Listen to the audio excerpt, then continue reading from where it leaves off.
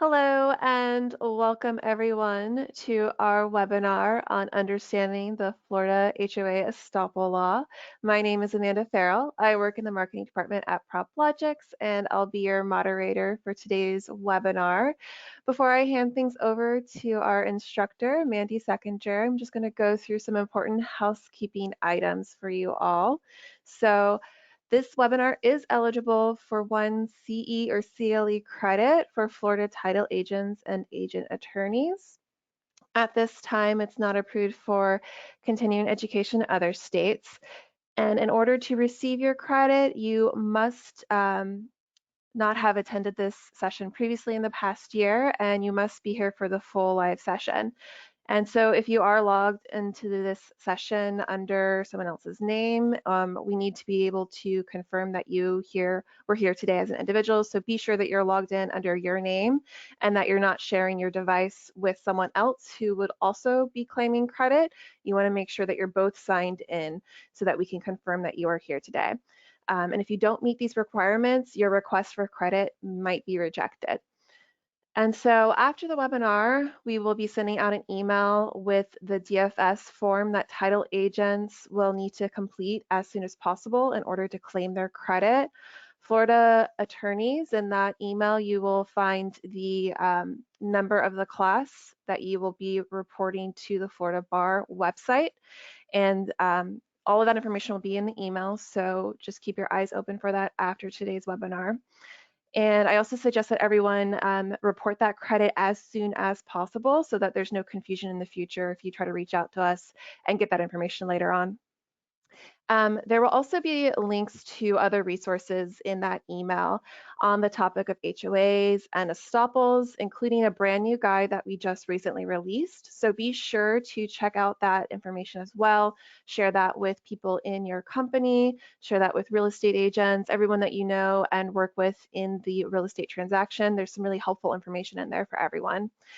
I also wanted to announce that we have another webinar tomorrow. It's a Q&A session with a 1031 exchange expert, and it is at 2 p.m. So if you have the time, I wanted to encourage you all to join us tomorrow. Really love for you all to be there with us. You can sign up by navigating to our website. There is a link that I'm going to be sharing right now in the chat with everyone. You can go there, check out all our upcoming webinars, and sign up there. And I also wanted to announce we're really happy that we recently got another course, a brand new course for continuing education credits approved by the Florida DFS, and that is on property taxes, and that's also up there on the website. So if you want to go ahead and sign up for that one next month, please be sure to do that today. And we've also got another Q&A session with Tom Concrete of Certified and Sun Title on cybersecurity. So lots of really fun and interesting topics for you all to engage with this month and next month. So please check those out.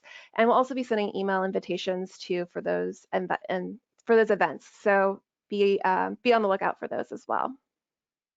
So I just want to go through real quick, the control panel there that you have up. There is the question box that you can use, and I will be checking those out throughout the presentation, and I will be bouncing those questions to Mandy throughout.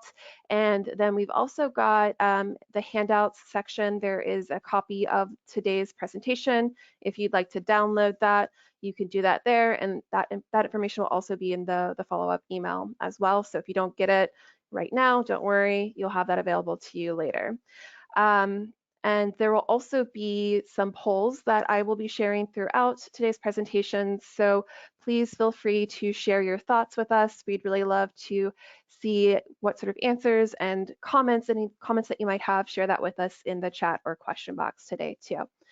And so without any further ado, actually, let's go ahead and launch our first poll. Let's get everyone awake and ready to engage. So the first thing I want to ask everyone here is, how often do you work with properties in HOAs? Is it pretty frequently, rarely, or never?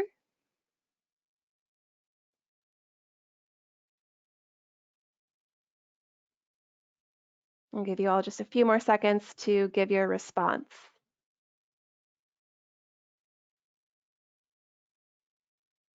All right. Great. So it looks like quite a few of you, 90%, the overwhelming majority, frequently work on properties in HOAs, which I think probably is not much of a surprise, as you will see on some of the statistics that we'll be sharing in the webinar. That makes total sense. So, all right, Mandy, I'll go ahead and throw it over to you. Thank you, Miss Amanda. I really appreciate it. And I appreciate all of you being here today. I'm super excited that you took just a few minutes out of your busy schedule to sit in with us this afternoon talking about Florida HOA Estoppel law. If this is your first time joining a PropLogix webinar, I'm super excited that you're here and that you found us. Hopefully you will find this information today, if not just a great refresher, hopefully you'll walk away with learning just a few things. And if any of you are joining us outside of the state of Florida, I think this is still just very good relevant information that applies to all of us across the country, even though we are going to hit specifically on some Florida statutes locally here in the state of Florida. So let's talk about how we're going to navigate through our presentation today. You want to advance the next slide, Amanda? So this is basically a 1-hour course. We are going to be talking specifically about the Florida Estoppel law, some of the important components about capping the monetary fees on obtaining the certificate, the turnaround times, how long HOAs and management companies have to get the information back to us, as well as the information that is part of the certificate and the length of time that it is good for. This is designed to be a 60-minute presentation. We're going to do our very best to get all of the information to you within the 60-minute time frame without going over to respect your time today as well.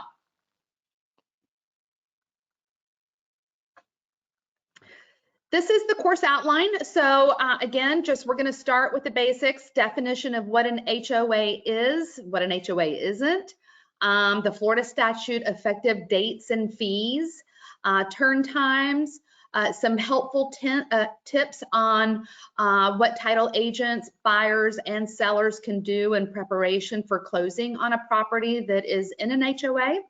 And what you do if the contract falls through or cancels, and how to obtain a refund. Certainly we hope to allow enough time as well to have you pose any questions that you might have.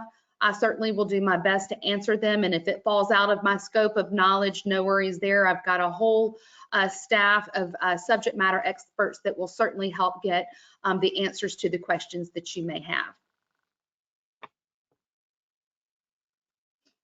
Again, this course will uncover buyer requirements, seller obligations, and what is necessary to prepare for during the purchase and sale of a property. And again, we're going to do a little deep dive into some helpful tips in actually bringing in the consumers, the buyers and sellers into the process as well. So let's talk a little bit about a definition. What is a homeowners association? So basically an HOA is an organization that governs a subdivision, planned community, or another group of properties. For us here in the state of Florida, the associations are incorporated and they are registered with the Department of Business and Professional Regulation. Typically, HOAs does require or have mandatory membership for those that are parcel owners, that they also do have voting rights to have a say in the event that any of the property covenants and restrictions, if there needs to be modifications or changes over time, that membership individuals have an opportunity to vote for change. Approval or denial for any thing that may come up to the board for consideration. The association creates and enforces rules that are intended to maintain certain aesthetic standards, provide amenities, and improve home values for owners who also, like we said, have voting memberships. And certainly, as you may even live in an association yourself, they really are the facilitator to provide amenities to the homeowners, provide security, access control, all of these things, maintaining of common area, and all of those types of amenities that come with living and having property ownership within an association costs money. And so the association and the Estoppel certificate that we'll talk about in detail will outline what the buyer's obligation is for owning property, considering purchasing property, so they have a very clear and definite understanding of what the financial obligation is for living in the community and what they can expect in return as far as the benefits that the HOA has to offer. So what are types? Well, the Chapter 720 of the Florida statutes is known as the Homeowners Association Act. It is a chapter of law that governs certain types of homeowners associations throughout the state. So we're going to talk specifically about a bill that was passed in 2017 that supports some of the obligations within Chapter 720 of the Florida statute. So what are different types of HOAs? Of course, condominium owners associations, homeowners associations, common interest communities, mobile home parks, RV parks, and other subdivision communities, all can be considered some type of an HOA. Again, it is definitely a community of individuals whereby they have membership rights to have a voting say in any of the guidelines within an HOA.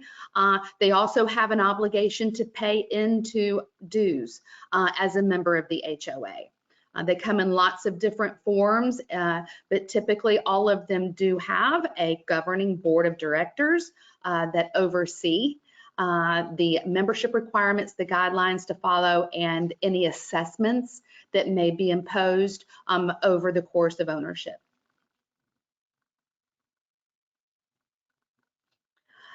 Dues, talking about HOA dues, in most cases, buying into a community association of any type will result in mandatory membership as a condition of ownership.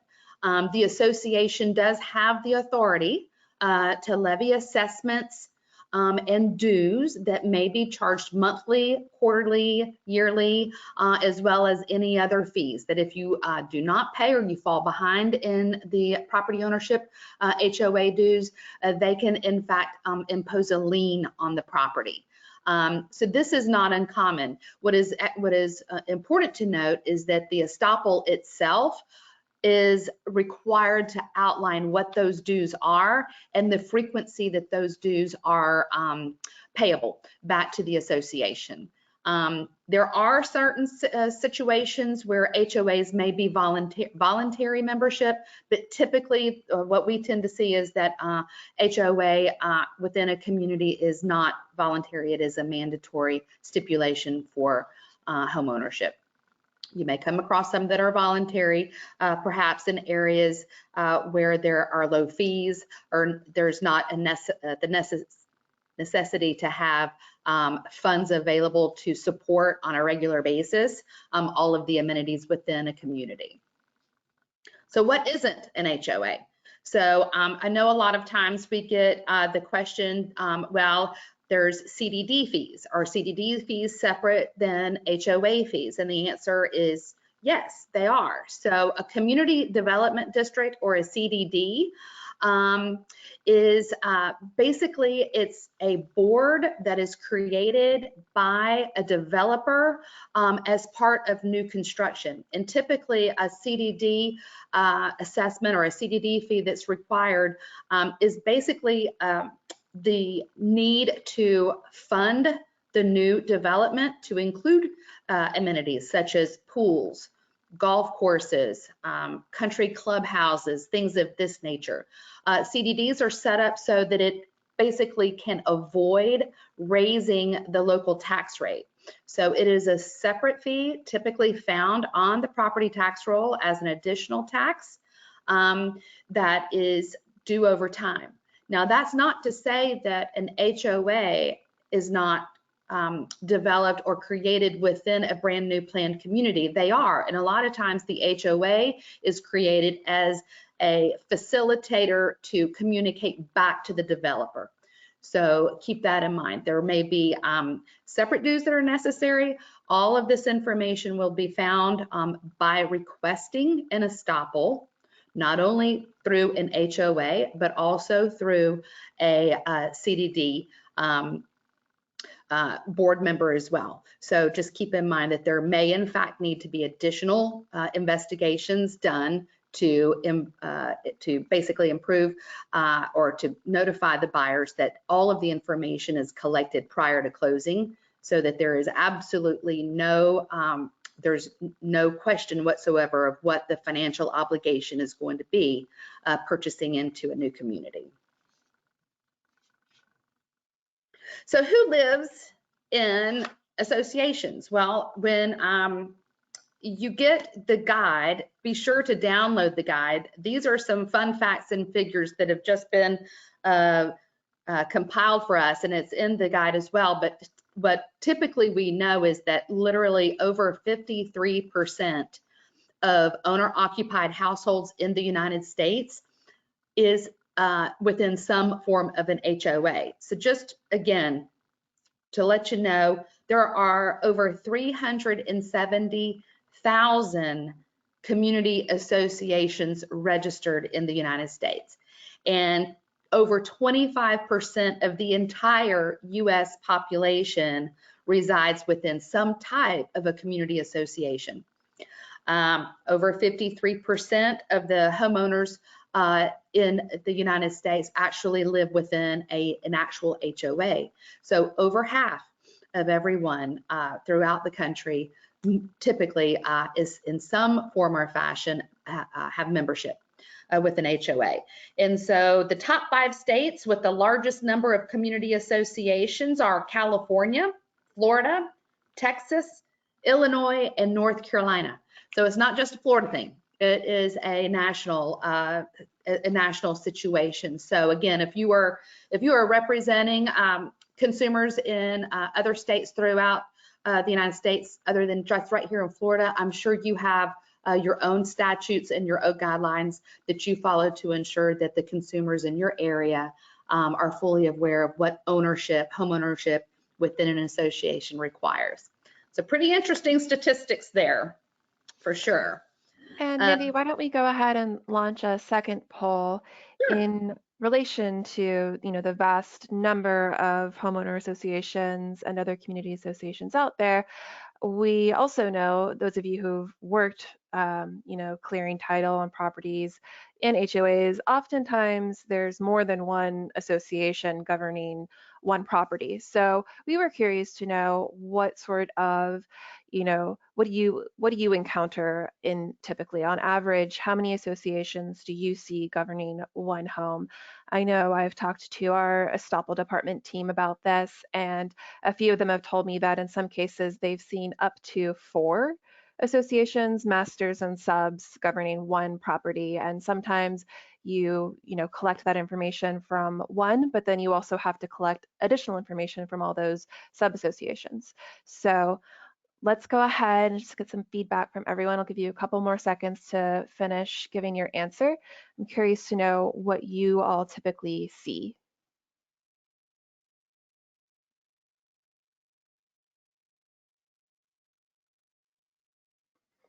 All right, let's go ahead and take a look at what everyone said. So it looks like 58% of the time you are usually seeing about one association. 38% of you said around 2, and only 3% said 3, and 2% said more than 3. So that's great to know. Thank you everyone who shared your thoughts.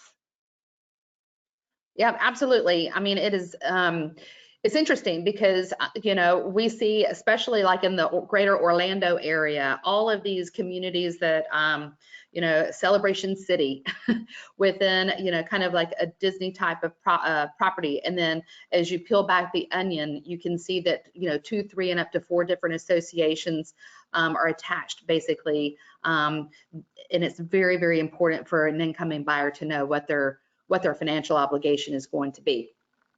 All right. So let's talk a little bit about the Florida Estoppel law. When did it pass? When did we see some updates to the Florida statutes? And in July of 2017, we finally saw some of our local government agencies put some guidelines in place for us. So this was very, very helpful and important to all of us that are representing buyers and sellers to kind of put some framework around the turnaround time, when to receive the estoppel requests, know exactly what the maximum amount that an HOA or a management company can charge to provide an estoppel. And also the requirements as far as what is on the estoppel itself and how long is that information good for. I'm sure all of you experience over time not only the the cancellation of contracts, but just also the delay in getting things closed. So this absolutely changed the scope for us in the state of Florida on how we can communicate with the associations and obtain that information back in a very timely manner, being able to set proper expectations with buyers and sellers so they know exactly what they need to come to the closing table with, and can identify any issues or hiccups prior to closing so that that information can be collected pre-closing. So that was all good news. So we can dig a little bit deeper now and talk about the caps on the fees.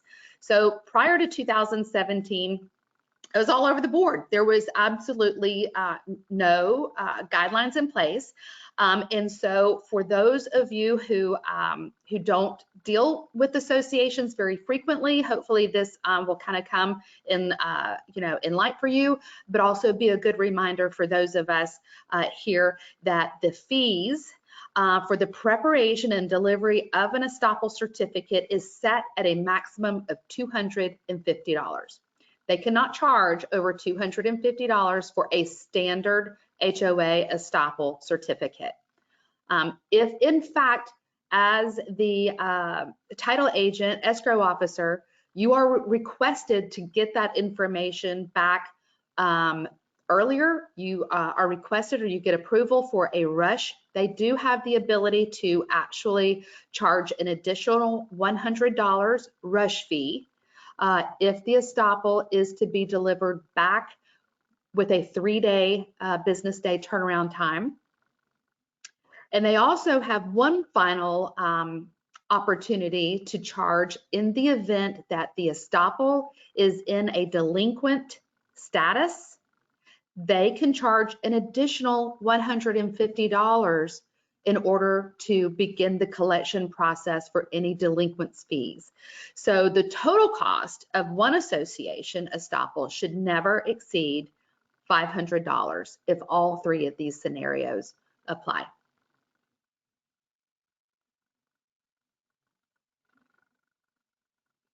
For investors and others that are purchasing multiple parcels as part of one purchase and sale, the Florida statute also does support capping fees.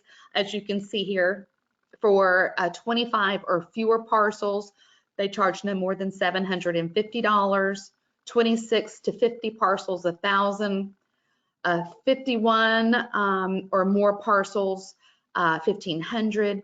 And for parcels, for 100 or more parcels, they cap at $2,500. So again, that's just good news for investors. So if they are looking at making a large number of parcel purchase as under one particular contract, then there are caps that protect their financial interest as well. Hey Mandy, we've got two questions here, similar theme, and it is related to basically the administrative fees or the management fees that are often tacked on to the $250 estoppel fee. And people are curious to know if that is allowed. It is allowed up to $150. So if there are any other fees associated, and it's miscellaneous, it's listed as miscellaneous, maybe it's listed as mailing, these types of fees, there is that cushion in there that does allow them the opportunity to tack on that. But just be aware that you have every right to go back and audit the line item of all of the different fees associated with the single estoppel certificate. And it has happened post 2017. It could just be that people within the management company or the association itself are not aware, or maybe just they have their own set of policies in place that have not been updated or changed. My recommendation is that you audit every single one of those fees to ensure that you're not being overcharged, because you absolutely are eligible for a refund if you are overcharged. And then maybe you might also want to explain, the difference between these charges that the association has the right to charge in addition to the estoppel fee that we, a third party at PropLogix charges. Right. Yep. So if you are outsourcing to any third-party vendor, you are likely going to see a processing fee in addition to what the Florida statute cap on fees are. That is simply because we are providing a service, or any third-party vendor is providing a service. And so those service fees are negotiated between the third-party vendor and you, the title agency. So as far as the Florida law is concerned, all fees associated with the estoppel, including the third-party processing fee, is considered a pass-through charge. In other words, it can go directly to the consumer on the closing document. If you do, and obviously to know specifically during that contract negotiation, which party is actually contractually obligated to pay those fees. Sometimes they're split 50-50, sometimes the seller takes it on, sometimes the buyer. All that is done before, during the negotiations. So it should be very clear. Third-party vendors should provide an invoice for you so that you know a line by line item of what these fees are, so that it's very transparent to you and to the consumer without any hidden fees. It should be all laid out on a very detailed invoice so that you can provide that information when you go to collect funds at closing. And someone's also asking about a very specific situation with rush fees. I don't know if you are wanting to touch on that right now, or maybe dive into that a little bit deeper when we get to that. I believe we're going to talk more about that. So the rush fee is capped from the statutory requirement. I can't answer for all third-party vendors. We here at PropLogix, we do not charge a rush fee. We charge a processing fee, period. Any rush fee that is charged would be what the association or the management company charges in order to make that turnaround time go from 10 days to 3 days. And it is per association, not just the master association. So if there's more than one, if there's 2, 3, or even more than that, then that does apply for each association that is tied to the property.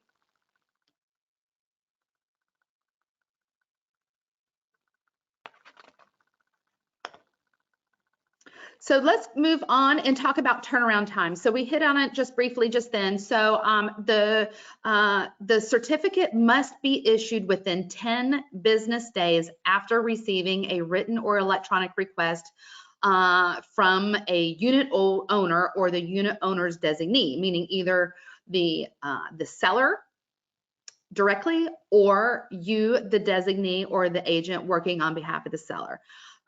10 days turnaround time from the time it is received. So let's be clear. If you are submitting that request through the mail, and it takes the mailman 3 to 5 business days to deliver that request via mail, that is when your 10-day clock starts to tick. If you are sending a request directly to a third-party provider of services at 4:30 in the afternoon on a Friday, and Monday happens to be a bank holiday, and the request is not actually submitted to the HOA until Tuesday the following week. Again, it's just very, very important that you understand that it is from the time that the request is received by the association. So a lot of factors can play into when that clock starts to tick. So I always like to bring that to people's attention, because it's like, I sent this request over Friday at 4:30, and now it's saying that I'm going to miss my 10-day turnaround time. Well, your 10-day turnaround time did not start officially until the Tuesday after the Monday holiday. So you have to just, set proper expectations to the consumers that you are representing, letting them know that based on your closing request and based on the time that the title commitment has come back, we are too close within 10 days that we might not get it back. So we may have to go ahead and order this as a rush. I mean, you all play this game every single day. I feel certain that if you are doing your own HOA Estoppel requests in-house, this comes as no surprise. But for those of you that don't see a lot of these, and that you don't, process a ton of HOA Estoppel certificate requests, know that the mandate for turnaround times is protected by the Florida statute, but you have to take into consideration the moving parts and components, and just set the proper expectations with the consumers, the buyers and sellers, so that everyone is fully on board as to what has to happen between today and the day that we sit down and close. The turnaround time for a rush option is 3 business days. Now, not every association offers a rush option. So know that there, most of them do. Most of them know that they can collect an additional $150. But not every single HOA or management company provides a rush option. So just know that when you're planning on how you're working your file and how much time you're giving yourself in order to complete the requests. Assessment information, this was another really big one, and this is really big for the buyers specifically, and it's, there's detailed information that is required to be on the Estoppel certificate. It's very important that the buyers see this information in writing. You can communicate verbally all day long, like the fees are going to be $350 a quarter, and they're due on the 1st, and then you get a late fee on the 30th, and you can communicate, or even the real estate agents can communicate that verbally, but it's very important that that information be on the certificate itself. So the regular periodic assessments levied against the property, what date the regular periodic assessment is paid through. So if the seller is fallen behind and they are now in a delinquent status, how far back do we have to go and collect in order to get that caught up within the association? When is the next installment due, and how much is that going to be? An itemized list of any additional assessments, special assessments, or other monies that are scheduled to become due. So it happens. There is certainly, it can be just general maintenance over time. Maybe there's a special project within an HOA where they're building a brand new playground, and they've gotten approval through the voting rights that the playground is going to add an additional dollar amount over 3 years to pay for the playground. All of that information is available on the Estoppel certificate, and absolutely is the right of the buyer to know what is due now, what is upcoming, and any special assessments that need to be considered as part of home ownership.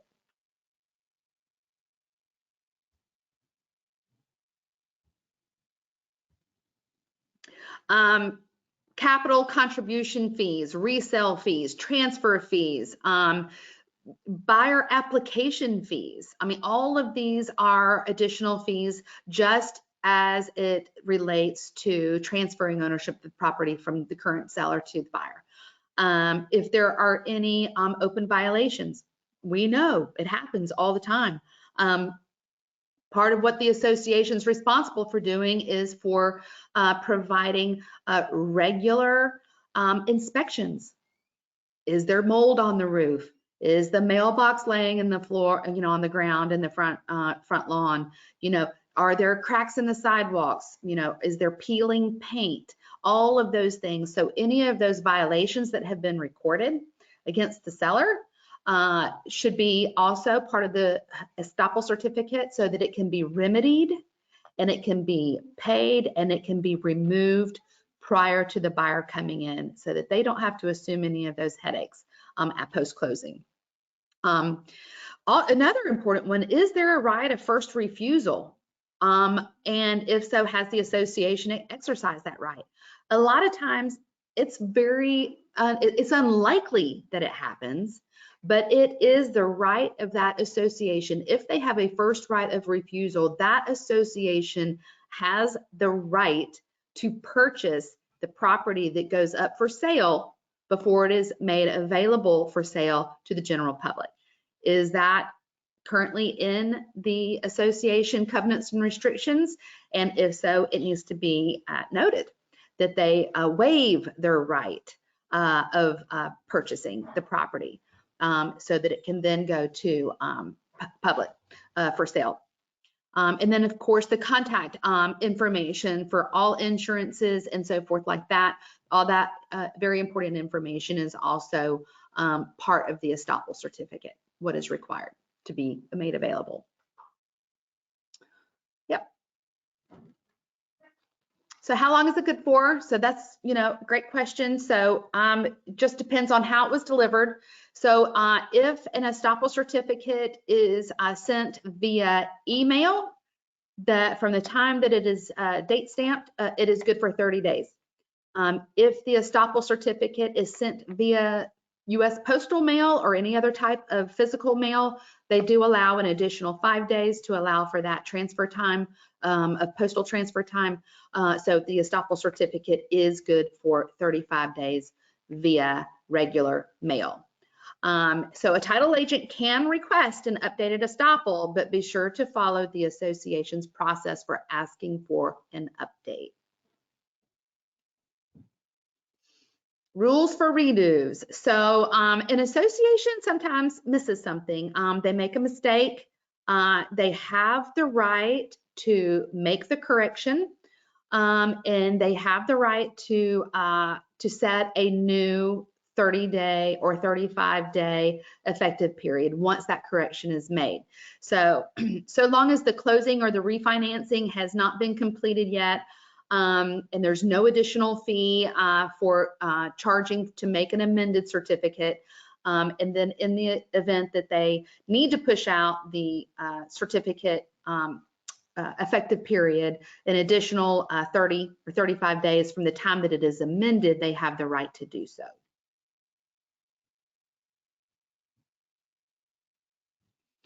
Preparing for a closing in an HOA. So there's lots of things that we can all do, buyers and sellers, as part of that discussion as well.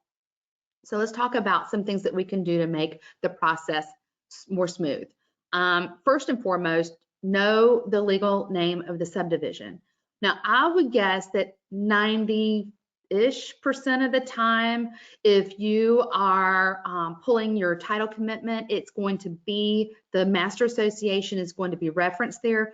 That's the quickest point to look to find the name of the subdivision, find the master association. You can also conduct a county assessor property search. You can review the property deed, the mortgage, or certainly reference your title commitment with that information.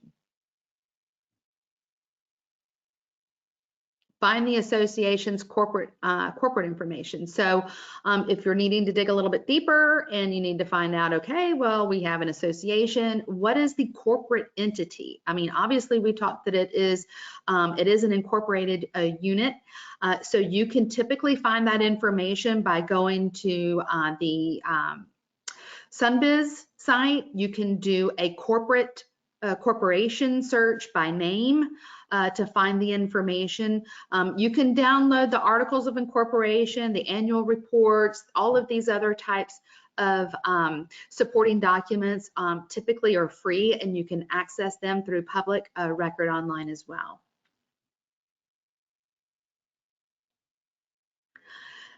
Find and verify the correct association. So again, as you're stepping through the whole process, the certificate, the Florida statute does require that an individual person and way of contacting that is required in establishing an association. So it's very important that you know once you are ready to order your estoppel, you have to find the correct association and make sure you're getting in touch with the proper person who can give you the information. A lot of times associations are also managed through a third-party management company. So you can look at the registered agent in Sunbiz to find if there's a management company associated. You can search additional information online, make phone calls. You have to do this until the correct party is found. We know for a fact that the hardest part in a lot of situations where they are not, huge communities or relatively new communities, if you're looking even in rural parts of Florida, or even if you're looking at parts of Florida where there's a road and there's 4 houses, 5 houses on a road. Well, those 4 or 5 houses may actually have an association established in order to provide funds available for road maintenance. So you still have to find them. You still have to look for them. You have to verify that there is or there is not an association. And typically what we say to everyone is do as much research as you can to rule out the fact that no association exists. So it takes just as much work to confirm that there is no association as it does to confirm which association it is. So it's not necessarily always an easy process. It can absorb a lot of time for your processors to go to hunt down this information.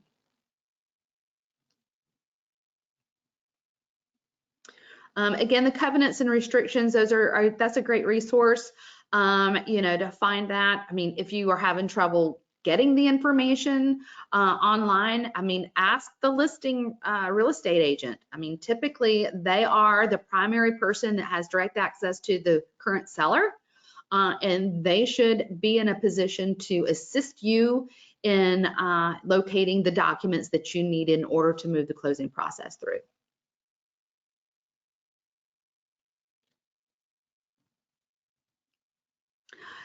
Again, just to finalize, contacting the homeowners association, finding that designated person or entity with a street or email address that is responsible for receiving your request. That's the key to the whole thing. And it's not always easy. We came across one. I was talking to one of our processors. This was last year, even sometime. Small association.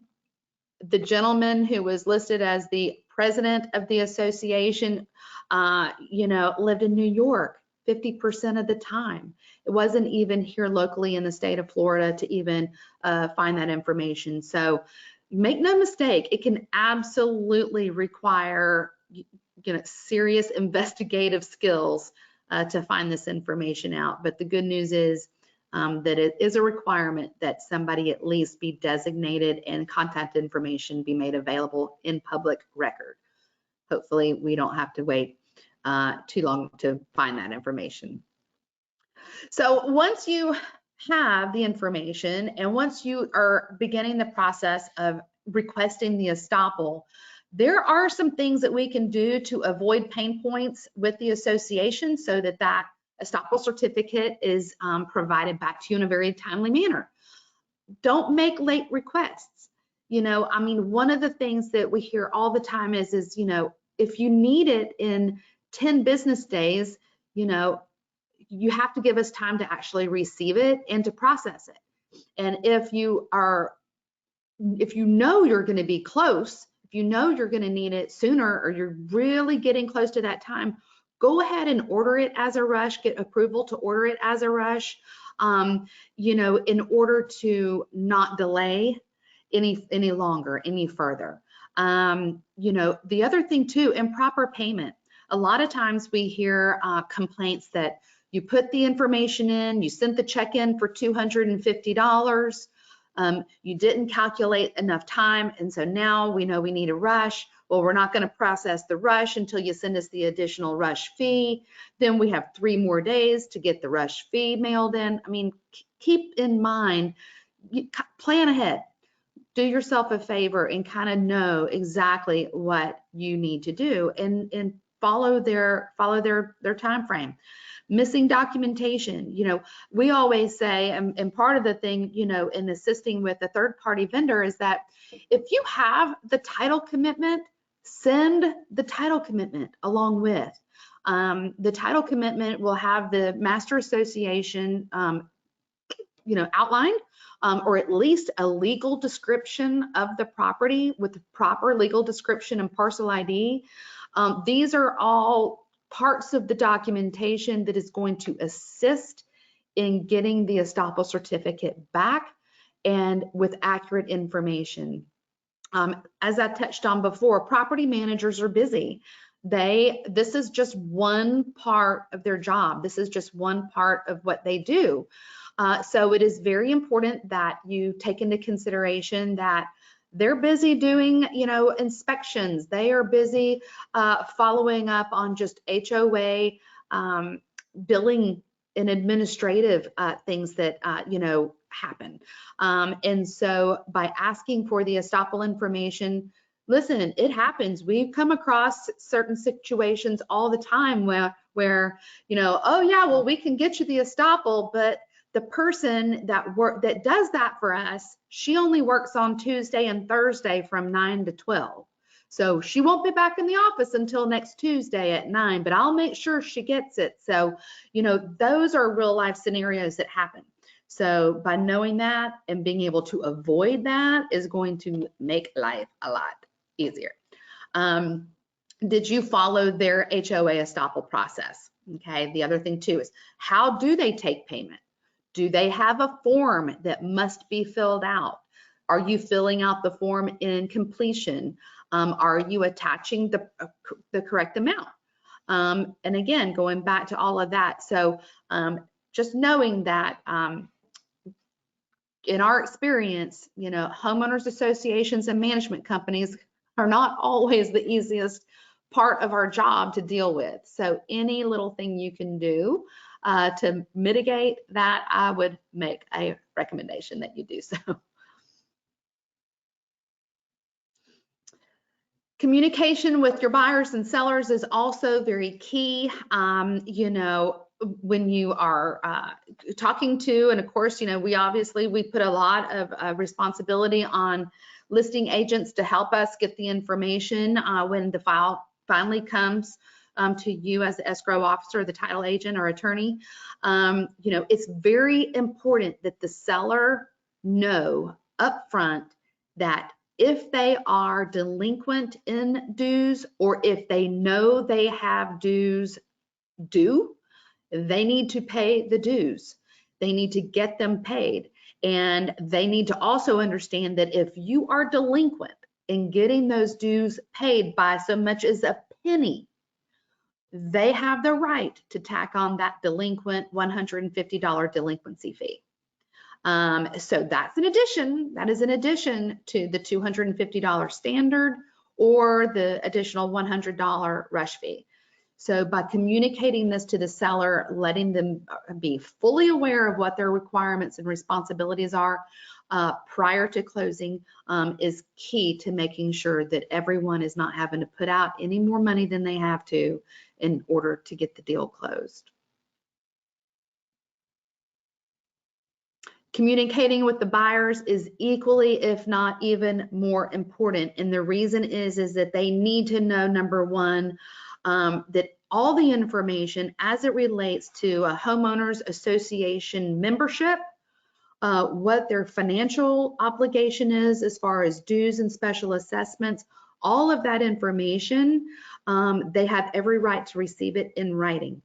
They need to have an opportunity to review the information so that they are fully educated on what their financial obligation is for ownership in that situation as well. They need to know these fees that are charged. This is outside of your fees as the escrow officer, outside of third-party vendor processing fees. These fees must be negotiated between the buyer and the seller while the property is under contract. They know exactly what to expect, and they need to know who's paying for what and what am I responsible for as we move towards the closing table. Ordering an association estoppel or HOA resale package is the only way to ensure a buyer isn't held responsible for previous owner's violations or unpaid dues, fees, or other assessments. So don't move in and then know that there's been a violation for or some type of a lien on the property that's been imposed by the association. It's very important that that information is uncovered as well. And then, of course, more so than in anything that has a potential of holding up a closing is if a buyer is required to fill out an application for homeowners association membership. So it's important that we know that up front so that they have all the time that they need to get the appropriate paperwork in and get it through the process of board approval. We know boards don't meet every week. They meet typically once a month, maybe even once a quarter. And just to keep everybody as far as on the right path for meeting that closing date, it's very important that we know early in the process if a buyer application and approval is a requirement for HOA ownership, and that information be processed, and so that we don't run into a hiccup that could potentially delay the closing date. So timing is everything, right? So if the seller is behind on payment of dues, look at what the delinquency dates are. How long do they have to actually get those dues paid in full, or at least caught up through the current date? When is the closing date established, and is there any additional information that is necessary, something such as a buyer's application or authorization forms that need to be submitted? All of that should take into consideration to order that estoppel certificate as early as you possibly can to allow enough time to get through those issues. So once you get the estoppel, look at it carefully. Make sure that it's got the correct closing date on it, at the good through date, the expiration of when the certificate is good through. Any fees, any violations, make sure it's the correct house, make sure it's the correct address, and look at it carefully and review it carefully. So what happens when it cancels? So of course, everyone, is concerned about the cancellation and the refunds. So if you have processors within your organization that their sole job responsibility is to obtain the HOA certificates, estoppel certificates, there are certain requirements in order to get your money back. So if you are paying those fees on a corporate credit card, or if you are mailing in checks and the contract falls through, typically you have 30 days prior to the closing date in order to request your full refund. So has the estoppel already been delivered? What is the closing date listed on the estoppel itself? Again, this kind of goes back to how are you managing the estoppel? Maybe you have to, maybe if it falls through, or you're asking for an update because a closing got pushed out. All of these different timeframes can be impacted. To get your refund, you have to request a refund, and typically you have to send the cancellation of contract signed by both parties to the organization to get your refund back. And so protect your transactions, okay, that are paid by check. So you want to make sure that verify if the check has already been cashed. Note the cash or check number on your request, and verify that you have in fact requested that information back within 30 days prior to the closing date, so that you are eligible for your refund.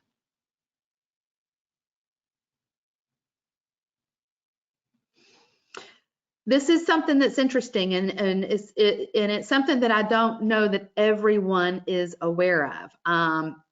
The HOA has the right to push or to forward or to impose the HOA charges onto the seller's account even after they have refunded you directly, if you are ordering it directly to through your office, or if you are contracting out to a third-party agency and that dollar amount has been paid for you on your behalf.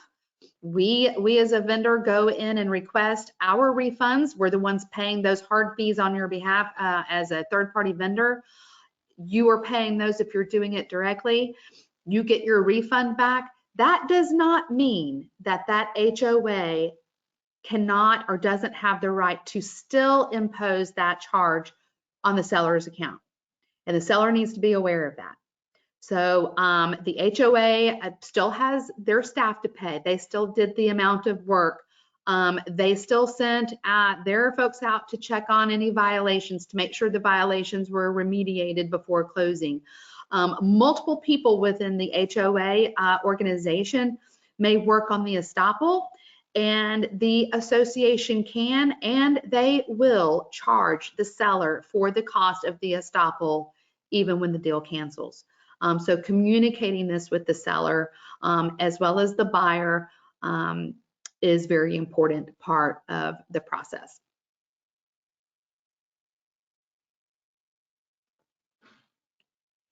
So again, just to recap, all of this information is because over 53% of the population lives in an HOA. So it's highly likely that we're going to be dealing with these organizations as part of being a real estate due diligence provider. So the good news is that the Florida law has put in some caps on what charges can be charged. They put in timeframes of which the information can be delivered back to us, as well as providing the mandatory items that are required to be listed on the certificate as a way to keep the buyer informed of what their obligation is. So that's all good news. Hopefully the process will become more and more automated over time, which we've seen that over the course of the last couple of years. More and more of this information is being streamlined through technology to make it a little easier and a little bit more efficient in getting the information back to our clients. So thank you so much for taking an hour out of reviewing the Florida HOA Estoppel law. I certainly hope it was a great refresher for those of you that do this every day, and even for those of you that may be new to the title industry or real estate in general. Hopefully it'll give you a little insight on what we can do to make the buyer and the seller transaction a little more efficient when property is being sold from one purchaser to another. So thank you so much for your time today. Hey, Mandy, real quick. I think you might have misspoken there, and just someone has a question about clarifying the Florida state statute. You have, I believe, 30 days after the listing closing date to request the refund, correct? Correct, yes, 30 days. So it's after and not prior. Okay, great. And then we do have a couple of other questions. I don't know if you want to try and maybe get one in before we sign off. I'm more than happy, yes, to. And again, if it's outside of the scope of what I can answer, then I certainly will follow up with the individual in an email too. So no worries there. Yeah, we've got a few here, so I'll be sure to share the rest of them with some of the team on the Estoppels in the Estoppels department to follow up with you all. But I did have there's one question here. If a file is canceled after the Estoppel has been received, any upfront fees paid can be reimbursed, even the rush fees, correct? That is correct. Yep. So it can be, and absolutely the refund can be requested. And again, keeping in mind that if it does in fact, get canceled, keep in mind the main part is to know that the seller may still be held responsible for paying those fees, regardless of what is reimbursed to the person that upfronted the fees upfront. Yeah, and then I just have one other one that I think is really an interesting circumstance, which would be good to just cover real quick before we sign off. So there are some management companies that charge an extra fee if we require a property inspection, but statute does not put a cap on this fee that I know of. This is an extra fee above the estoppel fee that would be charged to our client. I've read a little bit about this. I don't know, Manny, if you want to kind of jump in and give your thoughts first. But I did want to just touch on this real quick because it is an Sure, interesting. absolutely. I'd like to hear what you have to say too about it as well. So from what I've read, essentially, a lot of associations, like we've talked about, some are self-managed, some are very small.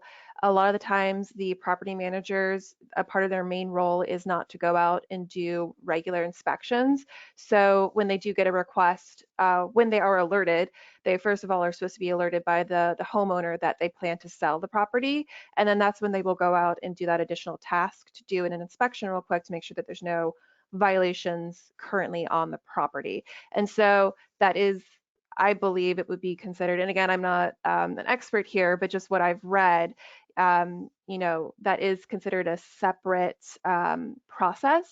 And, like as we've discussed before, that is going to be additional labor that someone has to complete in order to prepare that estoppel for you. So I believe that's why you might see the one fee, which would be charged to that homeowner's account based on that particular action, that is sort of separate from the action of creating the estoppel letter and sending that out to you. So that's just something to keep in mind.